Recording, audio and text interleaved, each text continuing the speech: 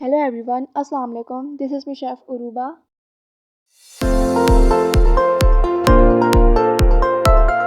तो आज मैं अपने किचन में मीठे दही बड़े बनाने जा रही हूँ। ये बहुत ज़्यादा मज़े के बनते हैं और जल्दी बन जाते हैं। तो यहाँ 1 कप मैंने दही ले लिया था, उसके अंदर 3 टेबल स्पून मैंने चीनी डाल दी थी और फिर जो है मैं इसको मिक्स कर लूँगी, चीनी बिल्कुल अच्छे से डिज़ोल्व कर लूँगी इसके अंदर। तो ये देखिए चीनी जो है बिल्कुल अच्छे से मैं कर रही हूँ, जो उसके दाने होते हैं बिल्कुल ख़त्म हो जाए। और जब बिल्कुल अच्छे से मिक्स हो जाएगा तो इसके अंदर 1/4 कप के करीब इसके अंदर मिल्क जाएगा और फिर हम इसको मिक्स कर लेंगे। और जब ये मिक्स हो जाएगा तो इसको हम ठंडा करने के लिए रख देंगे फ्रीज़र में। बूंदिया बनाने के लिए मैंने 1 कप जो है मूंग की दाल का जो आटा होता है वो ले लिया था और 1/4 टीस्पून बेकिंग सोडा।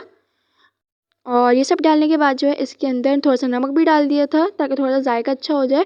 और हस्ब ज़रूरत पानी डाल देंगे, लेकिन मेरा तो 1/4 कप पानी इसमें इस्तेमाल हुआ था, बाकी आप अपना देख लीजिएगा। और टेक्सचर जो है इसका थोड़ा थिक पर हो, ज़्यादा पतला ना हो और कुछ ज़्यादा ही गाढ़ा ना हो जाए, इस तरह से हो जिस तरह मेरा हो रहा है। तो ये देख सकते हैं आप।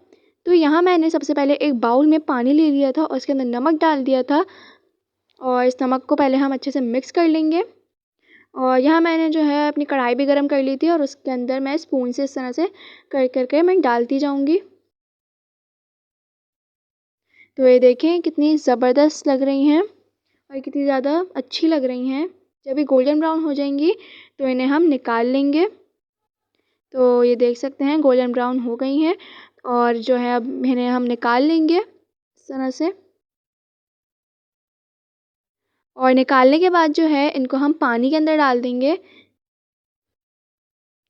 पानी के अंदर तकरीबन 2 से 3 मिनट डालेंगे ताकि थोड़ी ये सॉफ्ट हो जाए, नरम हो जाए।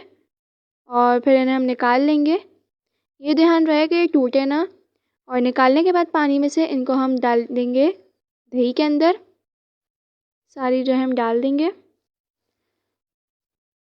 और फिर हम इसके ऊपर जो है दही इस तरह से कर देंगे। तो इसके ऊपर जो है हम इस तरह से कर देंगे। तो तैयार है हमारे ज़बरदस्त से फ्रेस्को के दही बड़े। ये बहुत ज़्यादा मज़े के बनते हैं और इसके ऊपर जब चाट मसाला डाल के खाएंगे तो कुछ ज़्यादा ही आला लगेंगे। और ये आप ईद पे भी बनाएं। तो रेसिपी अच्छी लगी हो तो चैनल को लाइक कर दें, सब्सक्राइब कर दें और बेल आइकन का जो बटन है वो भी दबा दिएगा ताकि हर आने वाली वीडियो सबसे पहले आप तक पहुँचेगी। तो इसी के साथ शेफ़ उरूबा को इजाज़त दीजिए। अल्लाह हाफ़िज़।